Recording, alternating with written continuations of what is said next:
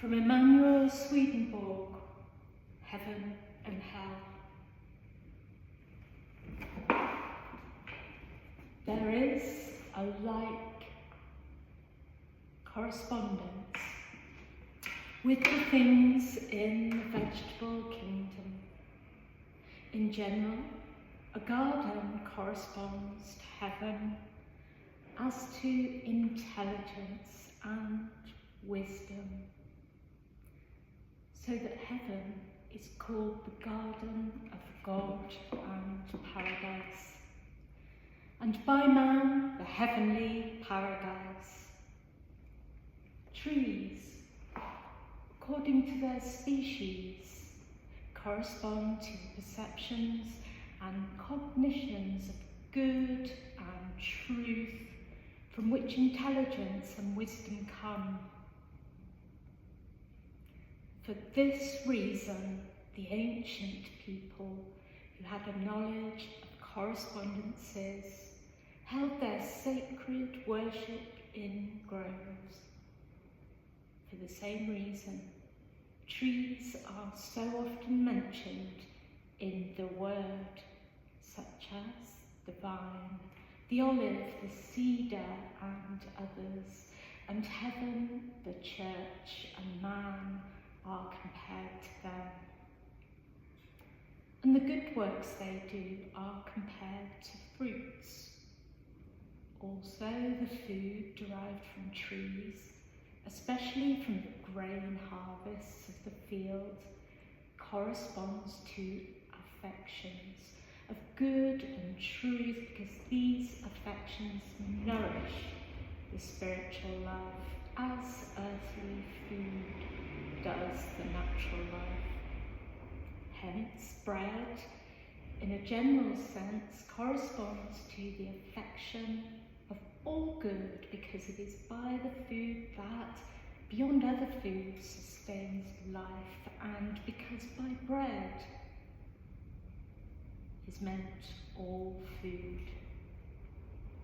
Indeed, it is on account of this correspondence that the Lord calls himself the bread of life, and that loaves of bread had a holy use in the Israelitish church, for they were placed on the table in the tabernacle and were called the bread of faces. All the divine worship that was performed by means of sacrifices and burnt offerings was also termed bread. Moreover, because of this correspondence, the most holy act of worship in the Christian church is the Holy Supper, in which bread and wine are given. From these few examples, the nature of correspondence can be confirmed. That's so good, because do you know something? I was looking for an explanation about the bread in the church service. I wanted to know, are people taught what the bread actually means? Because for quite some time now, when I've been going to church, I haven't been taking bread or wine, because I just can't get over the inept way that the church has decided to write down things like, this is my blood, without even suggesting a vine, or without even suggesting some vegetables. Do you see? Yes, it is too. It's very omnivorous. It's very sort of bloodthirsty. It's to the point, yeah. I mean, some people believe it's in change from wine to blood. Yes. Jesus' blood. Some people don't. That's a huge difference. Yes. I suppose you could go on intuition what you feel it means to you. So some people are seeing it as symbolic. But yes, there's a lot to do with wine, and bread is a beautiful. The bread of faces. I've never. No,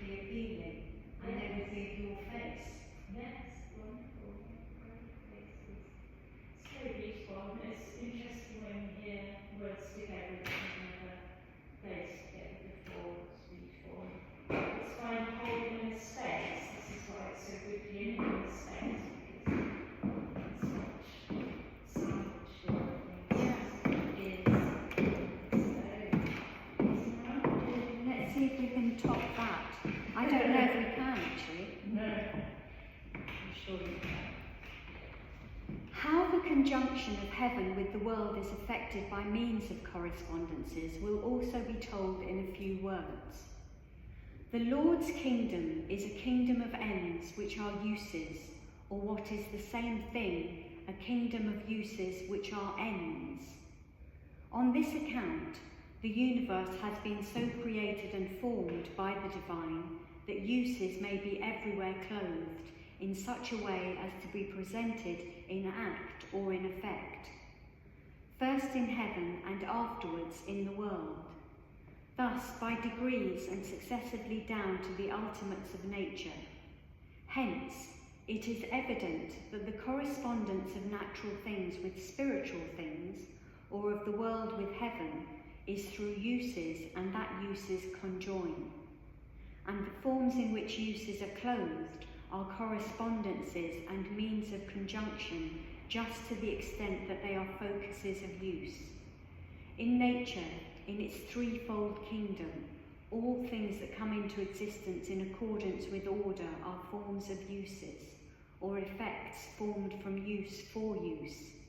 And this is why the things in nature are correspondences.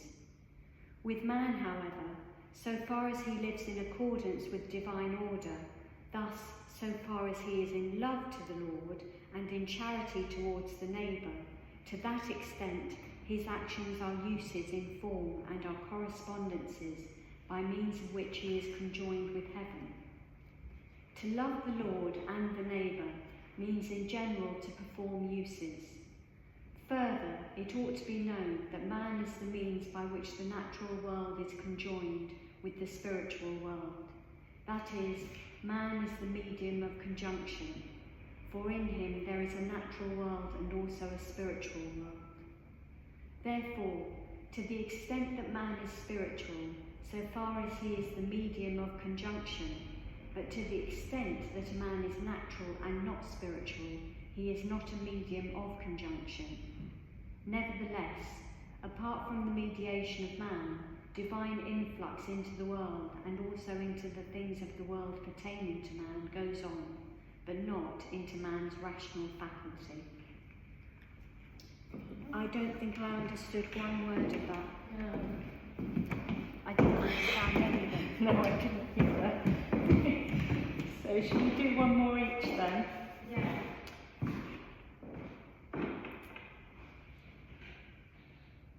"113 from heaven and held by Emanuel Swedenborg.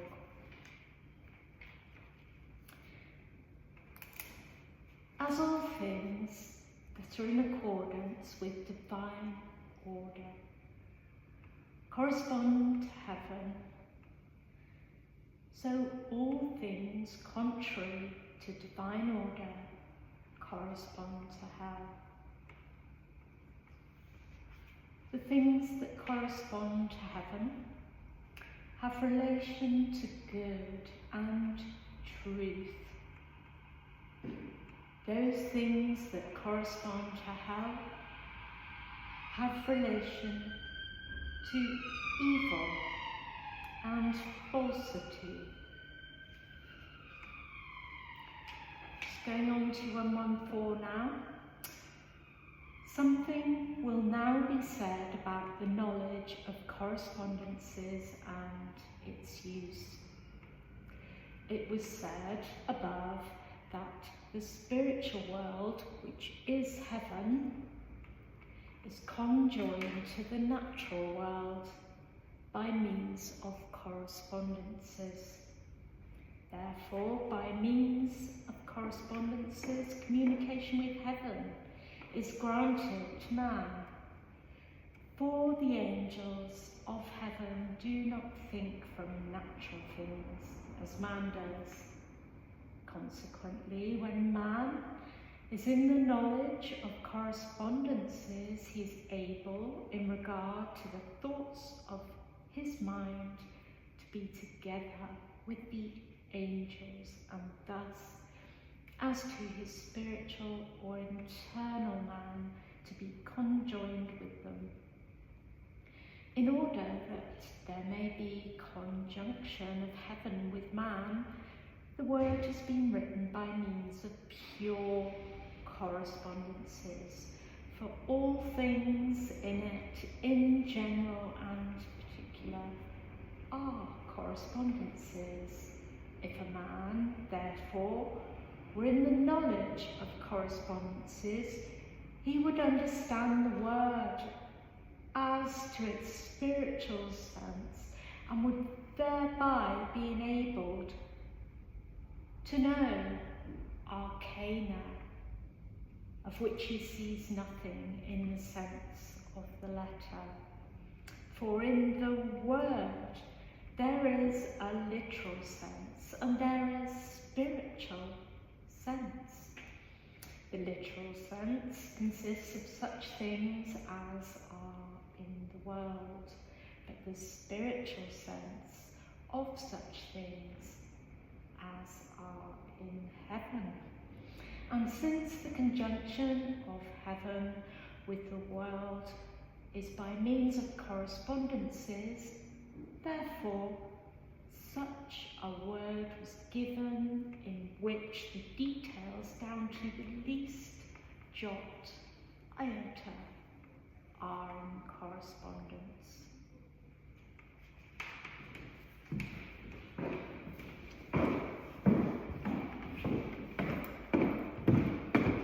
So we're going back now, and this is 112. Okay. How the conjunction of heaven with the world is effected by means of correspondences will also be told in a few words. The Lord's kingdom is a kingdom of ends which are uses of what is the same thing, a kingdom of uses which are ends. On this account the universe has been so created and formed by the divine that uses may be everywhere clothed in such a way as to be presented in act or in effect, first in heaven and afterwards in the world, thus by degrees and successively down to the ultimates of nature. Hence it is evident that the correspondence of natural things with spiritual things, or of the world with heaven, is through uses, and that uses conjoin, and the forms in which uses are clothed are correspondences and means of conjunction, just to the extent that they are forms of uses.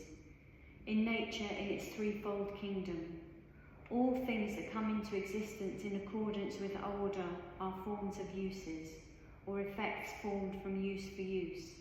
And this is why the things in nature are correspondences.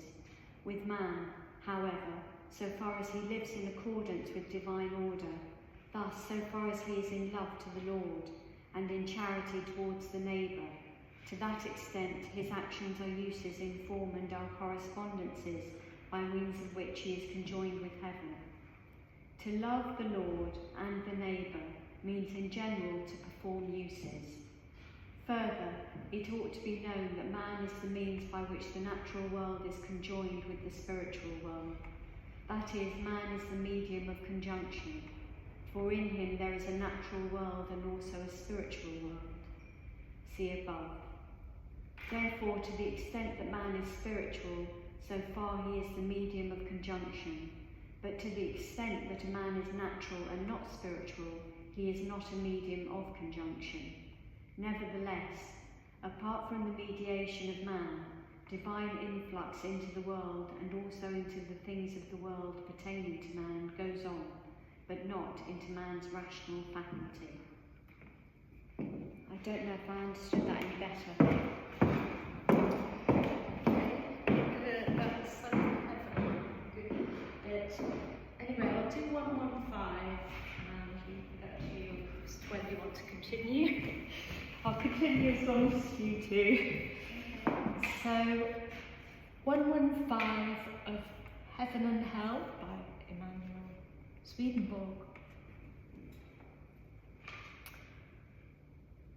I have been taught from heaven that the most ancient peoples on our earth who were celestial men thought from correspondences themselves the natural things of the world before their eyes, serving them as a means of thinking in this way. Being of such character, they were in fellowship with angels and spoke with them. Thus, through them, heaven was conjoined to the world. For this reason, that period was called the Golden Age, of which it is said by ancient writers that the inhabitants of heaven dwelt with men and associated with them as friends with friends. But after their times there succeeded those who thought not from correspondences themselves, but from a knowledge of correspondences. And there was then also a conjunction of heaven with man, but not so intimate. Their period is what is called the Silver Age. After this there followed men who had some knowledge of correspondences, but did not think from knowledge, on account of their being in natural good, and not like those before them in spiritual good. This period was called the Copper Age. After those times, men gradually became external and finally corporeal, and then the knowledge of correspondences was completely lost, and with it a true idea of heaven and of the many things pertaining to heaven.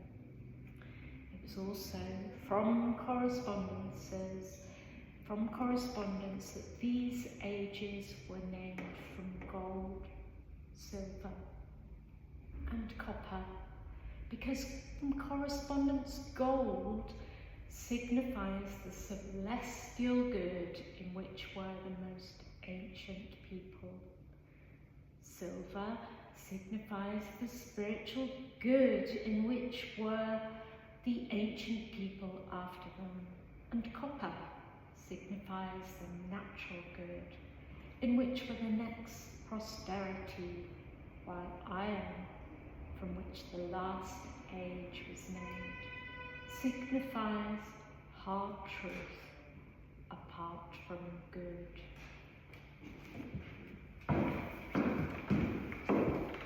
This is 116, the sun in heaven. In heaven, neither the sun of the world nor anything from that sun is seen, because it is wholly natural. In fact, nature has its beginning from that sun, and whatever is produced by means of it is called natural. But the spiritual, in which is heaven, is above nature and quite distinct from what is natural, nor is there communication between the two except by means of correspondences. What the distinction between them is may be understood from the things said before about degrees, and what the communication is from the things said in the preceding two sections about correspondences. I'm going to continue with 117. Although the sun of the world is not seen in heaven, nor anything from that sun, yet there is a sun there, and light and heat and all things that are in the world, with innumerable others, but not from the same origin. For the things in heaven are spiritual, and those in the world natural. The sun of heaven is the Lord, the light there is the divine truth, and the heat the divine good, and those go forth from the Lord as from a sun. From this origin are all things which come into existence and appear in the heavens. But the light and heat and things coming into existence, therefore in heaven, will be treated of in the following section. Here only the sun there is dealt with.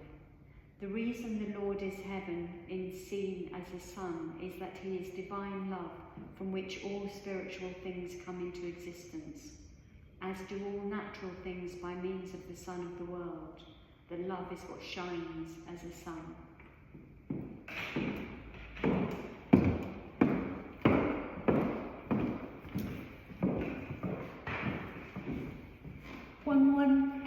From Heaven and Hell, Emanuel Swedenborg.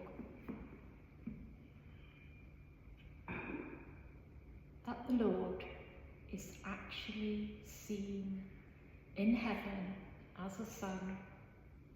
I've not only been told by angels, but it has sometimes been granted me to see it.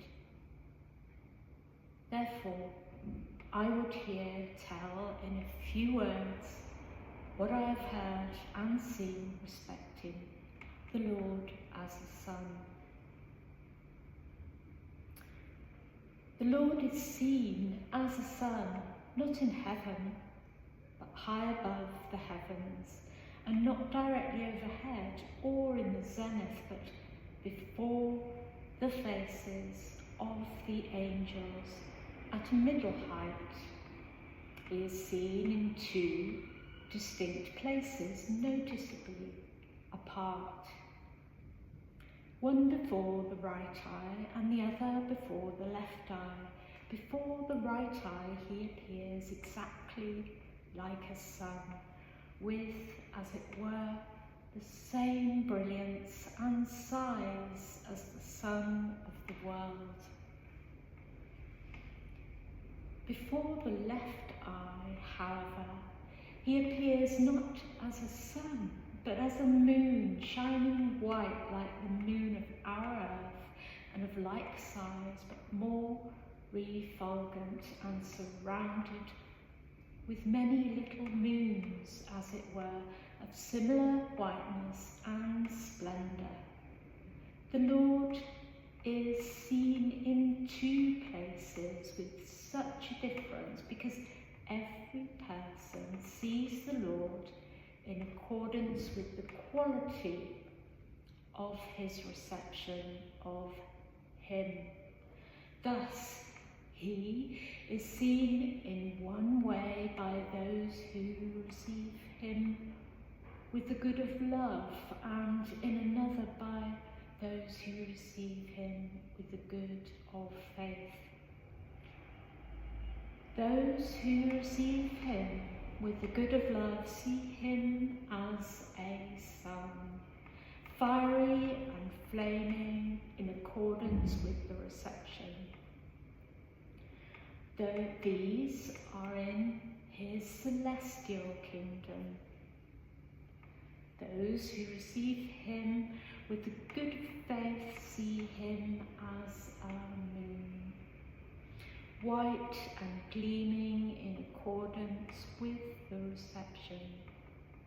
These are in his spiritual kingdom.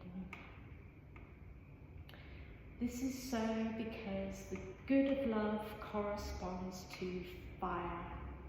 Therefore, fire in the spiritual sense is love, and the good of faith corresponds to light, for light in the spiritual sense is faith. The Lord appears before the eyes because the interior things of the mind men see through the eyes, through the right eye, from the good of love, and through the left eye from the good of faith. For with the angels and also with man, all things on the right side correspond to the good from which truth is derived, and all on the left to the truth which is from good. The good of faith is, in its essence, truth from good.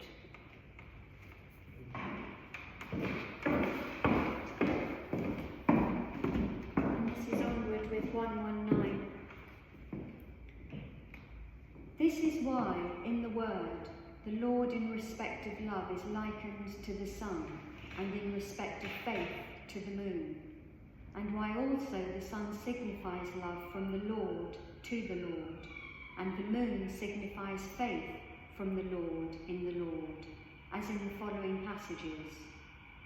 The light of the moon shall be as the light of the sun, and the light of the sun shall be sevenfold, as the light of 7 days. Isaiah. And when I shall extinguish thee, I will cover the heavens and make the stars thereof dark. I will cover the sun with a cloud, and the moon shall not make her light to shine. And the luminaries of light in the heavens will I make dark over thee, and I will set darkness upon the land, Ezekiel. I will darken the sun in his going forth, and in the moon shall not make her light to shine, Isaiah. The sun and the moon shall be darkened, and the stars shall withdraw with their shining. The sun shall be turned into darkness, and the moon into blood, Joel. The sun became black as hairy sackcloth, and the moon became as blood, and the stars fell into the earth, Revelations.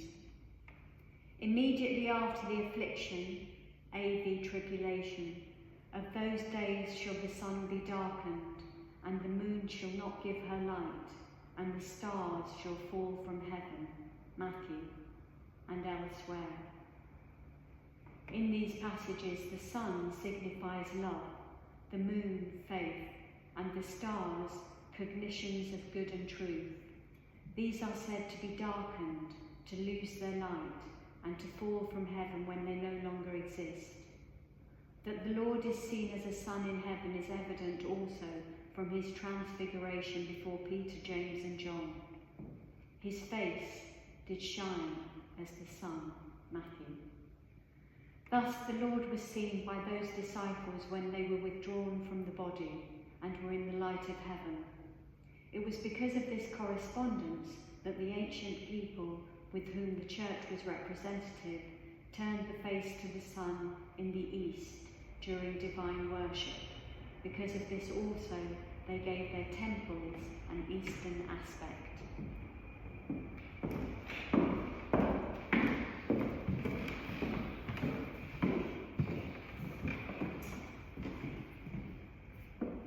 From Heaven and Hell, Emanuel Swedenborg. 120. How great the divine love is, and what is its nature, can be confirmed from a comparison with the Son of the world in its greatest ardour. It is, if you will believe it, much more ardent than the sun. For this reason, the Lord, as a sun, does not flow immediately into the heavens, but the ardour of his love is tempered by degrees on the way. These temperings appear as radiating belts around the sun, and in addition, the angels are veiled with a suitably thin cloud to prevent their being harmed by the influx. So the heavens are separated in accordance with the reception of influx from the Lord. As the higher heavens are in the good of love, they're nearest to the Lord as a sun, whereas the lower heavens, being in the good of faith, are further away from that sun. Those, however, who are in no good, like those in hell, are furthest away, the extent of their remoteness being according to their opposition to good.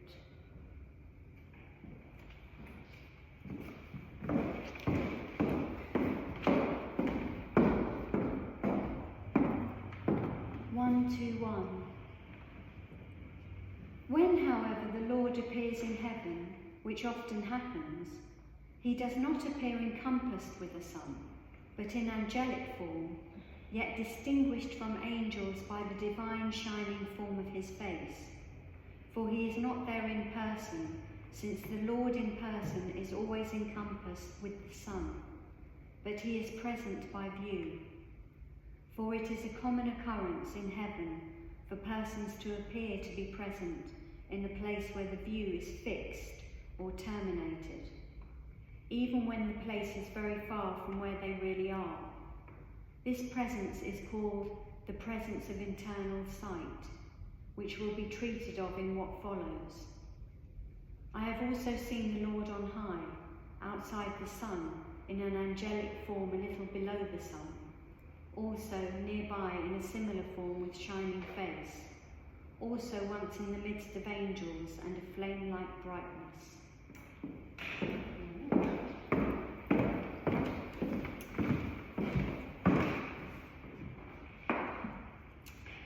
Heaven and Hell, Emanuel Swedenborg, 122.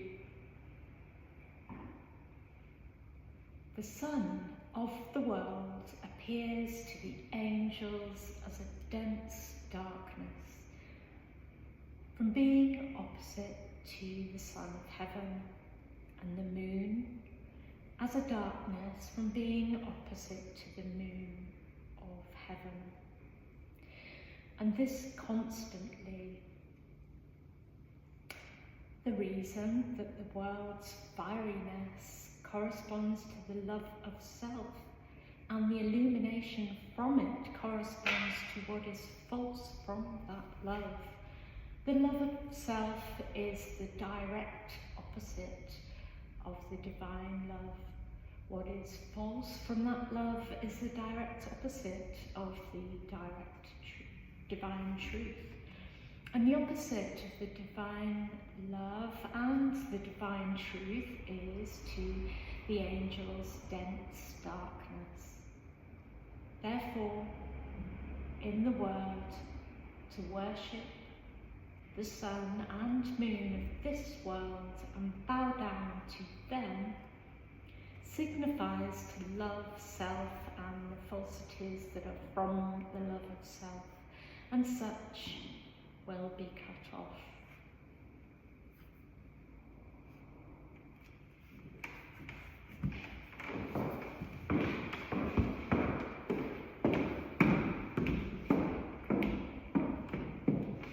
One, two, three.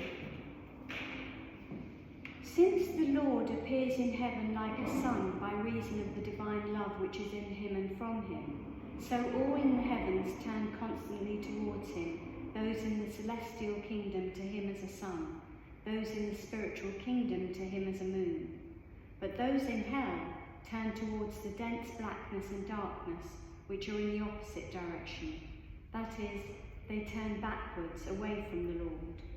The reason being that all in the hells are in the love of self and of the world, thus opposed to the Lord.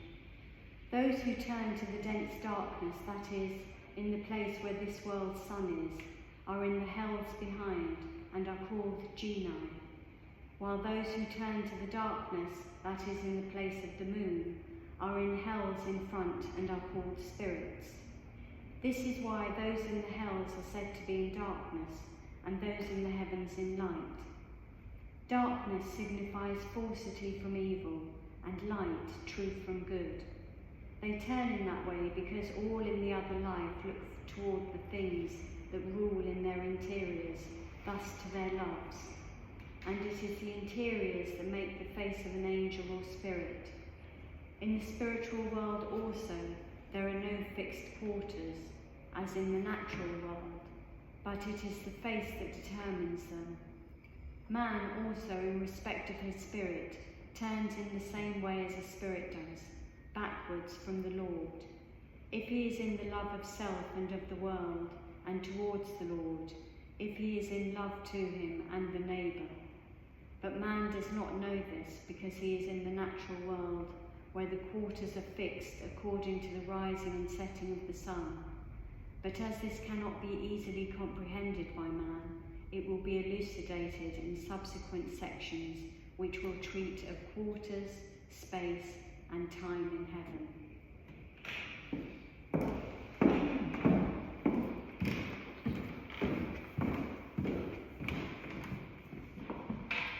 124. Because the Lord is the Son of Heaven, and all things from him look to him, the Lord is also the common centre, the source of all direction and determination.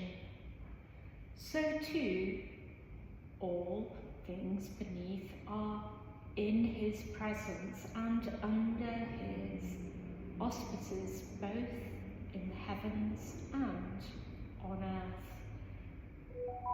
125.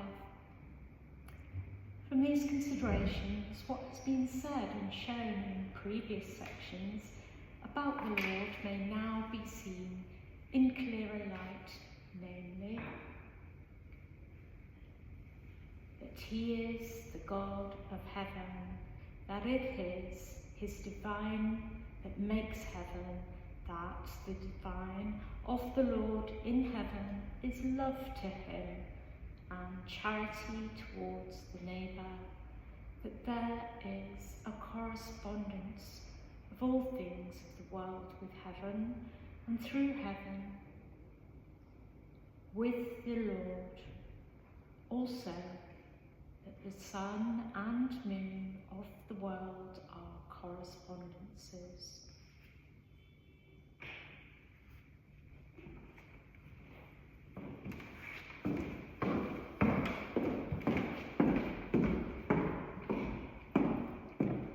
This is light and heat in heaven. 126. People who think only from nature cannot comprehend that there is light in the heavens. Yet such is the light in the heavens that it exceeds by many degrees the noonday light of the world. I have often seen that light even during the evening and night. At first, I marvelled when I heard angels saying that the light of the world is little more than a shadow in comparison with the light of heaven. But having seen it, I can testify that it is so. The brightness and splendour are such as cannot be described. The things that I have not seen in the heavens have been seen in that light, thus more clearly and distinctly than things in this world. 127. The light of heaven is not a natural light like that of the world, but a spiritual light, because it is from the Lord as a sun, and that sun is the divine love, as shown in the previous section. That which goes forth from the Lord as a sun is called in the heavens divine truth, although in essence it is divine good united to divine truth. From this the angels have light and heat, light from divine truth and heat from divine good. So it can be confirmed from this that the light of heaven from such a source is spiritual and not natural, likewise the heat.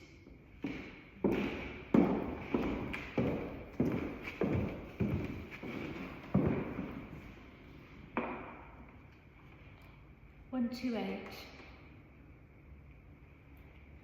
The divine truth is light to the angels because angels are spiritual and not natural. Spiritual beings see from their sun, and natural beings from theirs.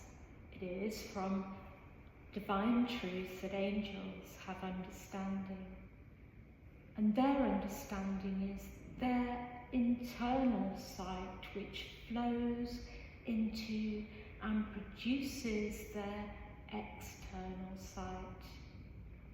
Therefore, in heaven, whatever is seen from the Lord as the sun appears in light.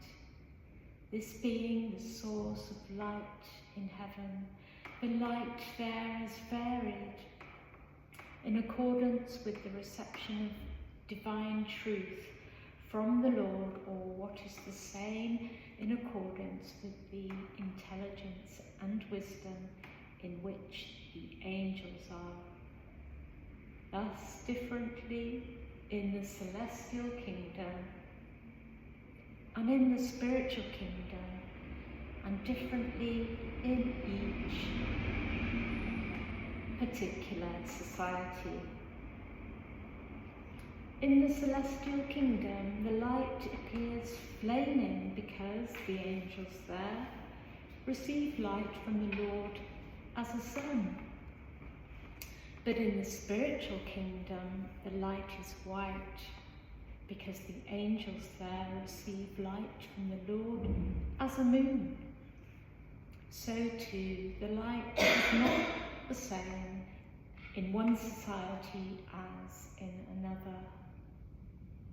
It differs in each society, those in the middle being in greater light and those around them in less light. In a word, the angels have light in the same degree in which they are receptions of divine truth, that is, in intelligence and wisdom from the Lord. That is why the angels of heaven are called angels of light. 1, 2, 9. As the Lord in the heavens is divine truth, and the divine truth there is light, so in the word the Lord is called the light, likewise every truth from him, as in the following passages. Jesus said, I am the light of the world. He that followeth me shall not walk in darkness, but shall have the light of life. As long as I am in the world, I am the light of the world. Jesus said, yet a little while is the light with you. Walk while ye have the light. Believe in the light, that ye may be sons of light.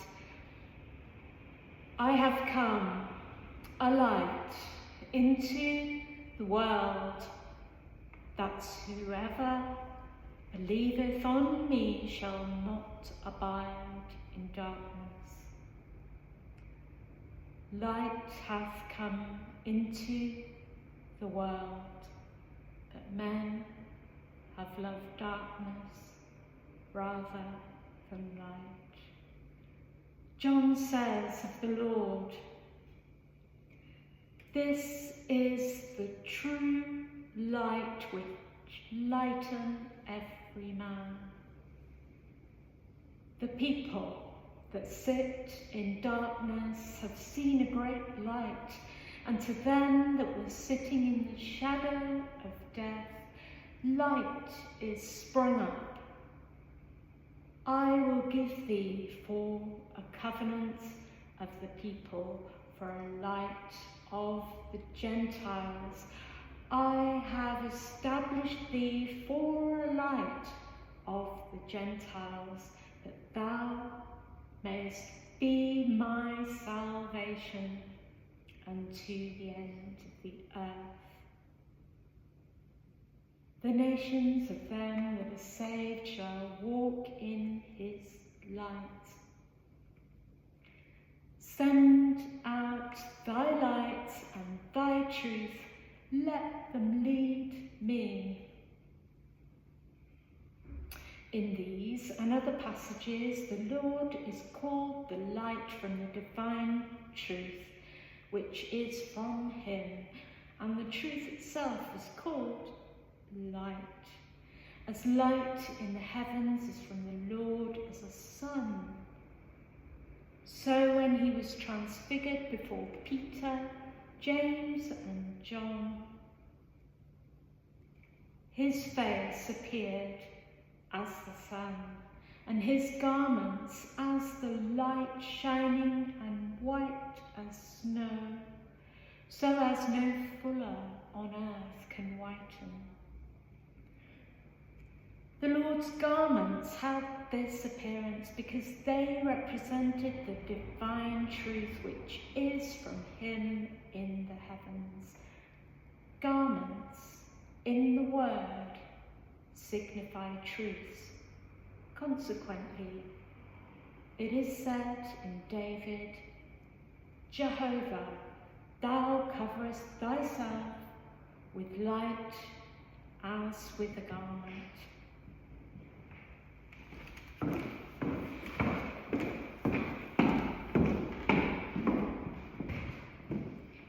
130. That the light in the heavens is spiritual, and moreover that this light is divine truth, may be inferred from the fact that man also has spiritual light and has enlightenment from that light, so far as he is in intelligence and wisdom from divine truth. Man's spiritual light is the light of his understanding, and the objects of that light are truths, which he arranges analytically into groups, forms into reasons, and from them draws conclusions in a series.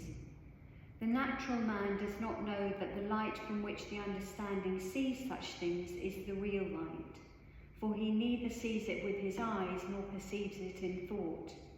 Yet there are many who recognize this light and distinguish it from the natural light, in which those who are think naturally and not spiritually. Those who take account of the world only think naturally and attribute all things to nature, while those think spiritually who take account of heaven and attribute all things to the divine.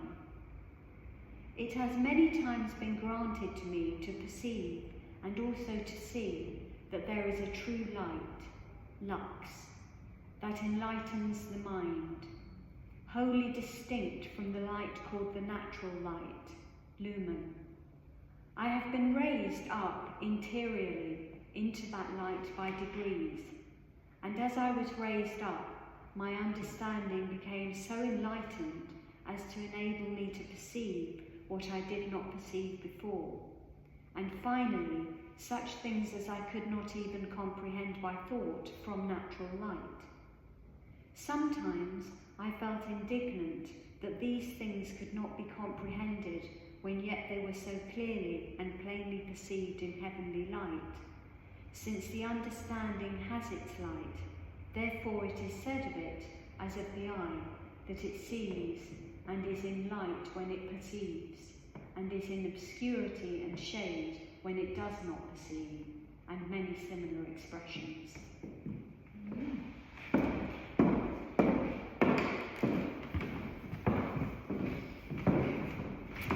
131. As the light of heaven is divine truth, that light is also divine wisdom and intelligence.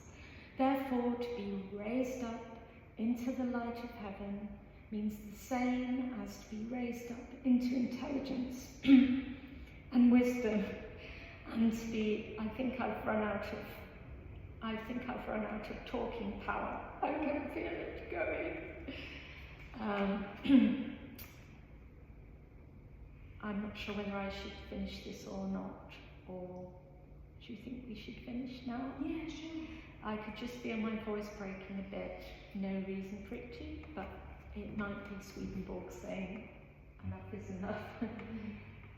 Thank you, Swedenborg. Thank you to Liza. I think we've all done very well. Big hug. There. I saw him smile. He liked that. That was fun.